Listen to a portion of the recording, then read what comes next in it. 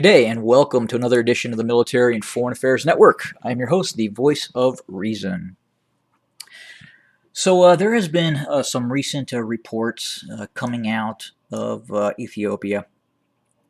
Specifically, there has been some talk through diplomatic channels via the Russian embassy that the Eritrean forces that are stationed inside of Tigray would be removed. Now there is further reports stipulating through these same channels that in fact a rather significant contingent of Eritrean forces would remain inside of Tigray. Now, one of the biggest issues right now is the fact that Eritrea is just not in Tigray. It is in other areas of Ethiopia as well.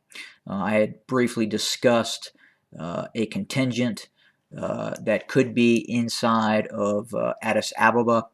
There is a rapid intervention force, and then obviously units that could be operating with other Ethiopian and Amhara militia against the Oromo Liberation Army. There is continued fighting between Amhara regional militias, which are very significant. They number in the many thousands and are growing, especially as we see the dissolving of the Ethiopian National Defense Forces.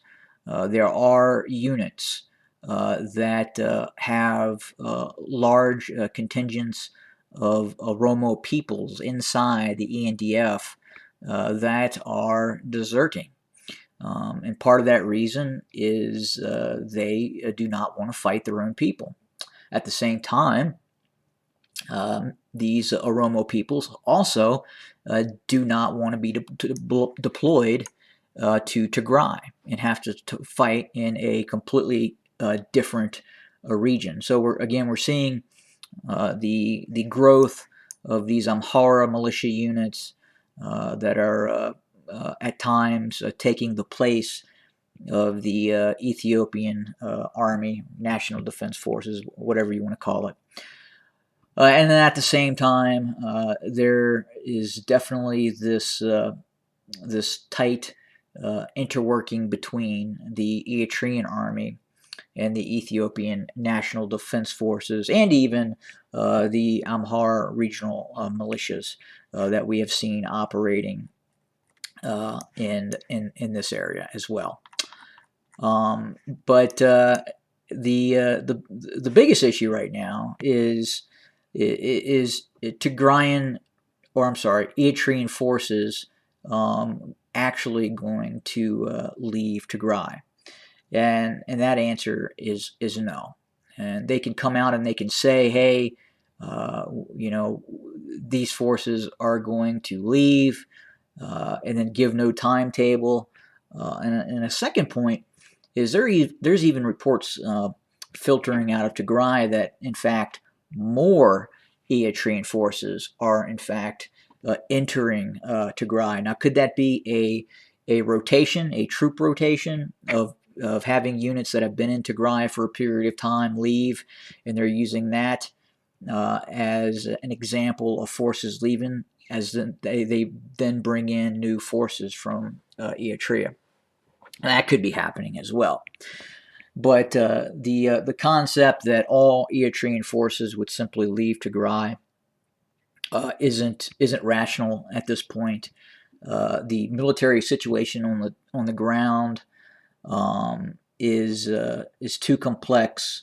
It could change very quickly in terms of who controls the battle space, who controls the large cities. Right now, the Ethiopian army and the Eritrean army and the Amhara militia are able to control the major cities, and they're able to control major routes from Alamata up to Mekelle, through Adigrat, and then over to Shire. But if we were to see these major units of the Eritrean army leave some of these areas, this could quickly collapse. At the same time, I also firmly believe Eritrea is looking to annex northern Tigray, meaning they are looking to permanently take over this area. I think Eritrea as a nation state, in terms of its population, is looking to grow its population. At the same time, it doesn't want an opposition network based in northern Tigray.